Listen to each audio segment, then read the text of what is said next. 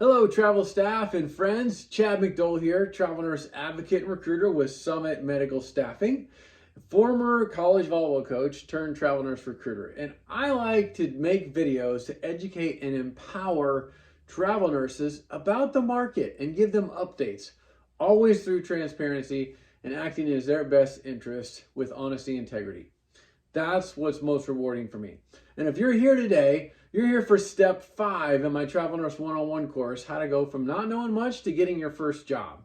All right, so let's get started. So step 5, we're going to talk about the interview because we just finished up with, we want you to submit for 3 to 5 jobs and do some preliminary research about the position that you want to submit for. So here's the exciting part. You got word back from one of the facilities that's interested in one of the jobs that you picked. They're calling for your interview. Now, what you need to do prior to this, and hopefully your recruiter shared this with you, take all features off your phone that are blocking unknown calls, okay? Accept all calls. Answer every call that comes to your phone. Check your voicemail often, check your email often, because what happens if a facility follows up with you about an interview, they're gonna wanna do it quickly. If they don't hear back from you, they're going to move on to the next applicant and you're going to be out of luck.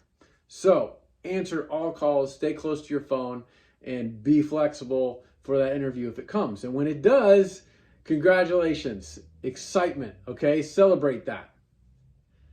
So now we want to get you prepared for that interview. And we want you to understand and predict what questions are they going to ask so that you can be prepared, you can perform at your best. But also, this is an interview for you. You're interviewing them in the facility to see if it's a good fit. So we want you to have questions prepared for them. And the manager will respect that because you need to be prepared for that. So number 1, let's think about, you need to obviously ask, what kind of unit will I be working in? And I get that. Maybe that sounds self-explanatory. You know, maybe you're a med surg or ICU or ER, OR, whatever. But you need to know, like, will I be floating often? How many beds on the unit? So how big a facility? What kind of patient ratios will I have? 1 to 4, 1 to 5, 1 to 6, ICU 1 to 2, 1 to 3. What kind of patient ratios will I be expecting to work? What do you use for charting? Epic, Cerner, Meditech, that kind of stuff, okay? Do you require a scrub color? You want to know that if you have to invest in scrubs. Do they require a specific color for that unit, for that hospital, different things like that? Okay, what type of patients will I be working with? Okay, so ICU, will I be working with trauma? Will I be working with burns, surgical, transplants, cardiac? These types of things. You know, med surg, you're going to be asking these types of questions. So what kind of patients will I be working with? If it's not clear in the job description, and even if it is, ask the hiring manager so you know the expectations of that patient, so you feel comfortable going into that scenario, because they're going to want you to hop in, hit the ground running without being able to, having to be trained to work with these patients, because that's what you bring to the table as a travel nurse, is adaptability, being able to hit the ground running without having to train. Short amount of orientation. Okay. Is floating required? Where to? How often will I be floating? And we've had that discussion with the facility where she was going to be floating, and all of a sudden she was floating way more than she thought, like 75% of the time. And so we had to go back to the facility and ask if we could back that floating off. She was an ICU nurse, stuff like that. So how often, where, what units, what kind of patients will I be floating to? Okay. What is the desired start date for the facility and the manager? What are you looking for? And if that doesn't work for you, if you need a later start date or an earlier start date, can that be negotiable? And most of the time it can be negotiable, but if a facility needs somebody right away and you have to give your facility a 4 weeks notice, and so that means like a start date 5 weeks away, the facility might move on because stuff moves fast and they need needs filled quickly. Okay, but ask, what start date do you need, and is that negotiable, if that needs to be negotiable for you, and do you have flexibility in that case? So figure that out. Okay, what shift are you looking to fill? Days, mids, nights? Is that flexible? Okay, figure that out. But you should know that going into it, what it's advertised as, but it's still a good question. And is it a rotating shift, and what does that look like? Is it 3 on here and then 3 on at nights the next week and 3 days the next week? What does that look like? Ask if it's important to you, is overtime available? If this is a 36-hour contract, is it possible to pick up an extra shift of overtime if your priority is to make some good money? And then also, if you're an OR nurse and you're doing a 40-hour work week or something, is it overtime available in that case? If I'm doing 4 10s or 5 8s, it might be more difficult. So ask if it's important to you, is overtime available to make some extra money? What are the on-call expectations? So ask that question. What are my on-call expectations? When? How long? And call back, different things like that for nurses that work in that world. Okay. Is block scheduling available if you want it? Do you want block scheduling? Is that important to you? What does that mean for you? Is that 3 days in a row? Is that 6 days in a row? And then a week off, week on, week off? Is that 2 weeks on, 2 weeks off? What are you looking for? And ask the facility if that's an opportunity, if you're hoping to do that. Keep this in mind. Remain flexible, because you're filling positions that the facility needs to get filled.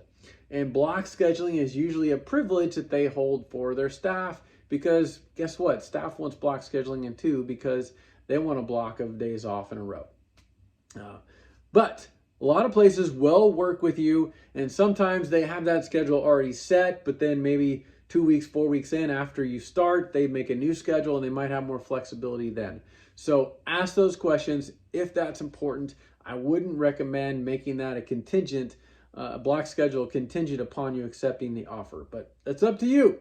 But that's my feedback, because they're going to want you to remain flexible. Is there a possibility for extending? Ask. Do you hire travelers often? Is there an opportunity to extend? If I like the facility, I often extend. And guess what? The manager's going to like that question, because they don't like chasing travelers every 3 months and filling new positions and trying to hire new people and again, go through interviews and find the right person. If they like you, all the travelers I work with, most of the time, I don't hear negative feedback. They like them and they wish they would stay longer and even stay as perm. Okay, so ask if extending is an opportunity. They're going to like that, because they're going to hear, oh, she does like to extend, and maybe if I hire her, she'll stick around. Or him. Sorry, I keep saying her. Him or her, right? Ask, is there parking available, and what are the costs for parking? Have that question up front. What's the investment for that, if there is? In Boston, Massachusetts, it's a large expense. Maybe it's an expense in Seattle, Washington. Probably not an expense in Kansas City, Missouri, or St. Louis, Missouri. Okay, so but ask about that. Where's the parking? What's the availability? Is there a cost? Do you as a nurse get reimbursed for that? Do they help with that? What opportunities are there? And you can ask your recruiter that as well. And they might know going into that, and you could budget for that. We have budgeted for parking, knowing that certain locations require you to pay for parking. We started doing that in Boston, for example. For sure, I know that. I've had that discussion in Seattle. I've had that discussion with other nurses. What is orientation like? This is a great question. Is it 1 day, 2 days, 3 days, a whole week? What is it like? I know as a new nurse, that might stress you out a little bit if this is your first contract, but it's pretty typical that an orientation could be 1 to 3 days. It's pretty quick. They're going to go over the charting platform, over policies and procedures, and then expect you to hit the ground running on the floor pretty quickly. Okay. One question I think is worth asking is, are there, and again, you're going to have to write this down so you have this prepared, because you're not going to remember all this. Are there online modules that are expected for me to do before I go into orientation? This is a sticking point, because is online modules a part of orientation, or is it an expectation to have done before I go into the assignment? I've had it go both ways, because I've had a nurse that I placed at a facility, and she had to do these online modules as a part of her compliance before orientation, and she's not getting paid for those. Just like a staff nurse has to do these before they get started. Some facilities require you to do online modules and courses before you get started So they don't have to go through that in orientation. And you're not paid for that hourly. So ask that question so you know that up front and you know the expectations. Okay, great question. Or are those online modules a part of orientation, and will I get paid for those in orientation? Another good question. Is there like a pass-fail test that I have to take, like an EKG test or some kind of skills knowledge test that I have to pass on my first day or before I take the contract? Sometimes as a part of the compliance process, you have to pass a test. Sometimes it's you get there and you got to pass an EKG test, and if you fail, you're done and you leave, you go home. And you need to know that and prepare for that and have the expectations for that going in, okay? And most of the time they're going to communicate that, and your recruiter will have that knowledge as well. Okay, that was my question. Just ask that. Ask about time off requests if you have that in your contract. But I might wait to ask that. And we're going to go into that in a second, okay? So know your strengths and weaknesses before you go into that, because they're going to ask, what are your strengths and weaknesses? And don't just say, you know, I'm flexible, I have good patient care, good at starting IVs. Have a story, have a good answer. The manager wants a story, tells and paints a picture. Have a story of how you can illustrate your strengths and weaknesses. I think my strengths are good with dealing conflict, or I'm good in a code, or these are situations, these are what I bring to the table, and here's an illustration or a story of how I apply these strengths and how I'm good at this, okay? Have an example to communicate it. Don't just wing it on the phone. Be prepared, because that question is going to come up. The other question, they might ask, what is your role as an ER nurse or an OR nurse or a med-surg nurse or an ICU nurse or an LD nurse? What is your role? Again, have a good answer. Maybe, you know, provide quality patient care, help out wherever needed, be a good teammate, communicate effectively, these kind of things. But again, have a story and talk about what you think your role is and why as a nurse, big picture. Be ready for the how do you deal with conflict question, right? Again, have a story. You know, one of mine is, interestingly enough, when I have had tense moments of conflict with colleagues where we disagreed or butted heads, even one time when I was a coach, another coach screaming at me and yelling at me, and I kept my calm. I was identifying what he was communicating, and afterwards I identified my fault in that process, and guess what happened? That coach that yelled at me and screamed at me and was going off on me and had a whole lot of disrespect for me, when I went to his office afterwards and I identified, look, this is where I went wrong, and yes, I could have done better here, and I apologize, yes, and yes, and yes, in my fault, because the whole thing wasn't my fault. Guess what happened to our relationship? From then on out, like, we had a awesome relationship, because he earned so much respect for me that I didn't take that scenario and that situation and hold it against him as a grudge, but that we grew our relationship from that. So oftentimes through conflict, interestingly enough, a lot of my relationships improve because I'm not afraid to admit my faults in that scenario. And it was a great story that I've used multiple times in different scenarios. But think of something like that. Okay, what are your strengths and how do you deal with conflict, and what are scenarios in which you did that? Always be honest. Be straightforward. It's also okay to think about your answer and not fill it with a bunch of ahs and ums, which you're hearing me do some. And say, good question. Let me think about that. You don't have to fill every space of quiet. It's okay for you to think, pause, and get the best answer for yourself. So don't let that stress you out. Have a conversation. Be okay with the quietness in the conversation. And then here's what I wanted to finish with last. So towards the end of this, and you feel like you're getting a good vibe from the interviewer, and you feel like the interview is going pretty well and you're answering the questions, ask them, how do you feel I would fit in this position? And if it's a positive answer, this is where you go in and say, okay, now this is where you might ask for your time off requests. Excellent. Now, I would like to have these 3 days, 4 days, 5 days, 7 days off. Do you think that would be a problem?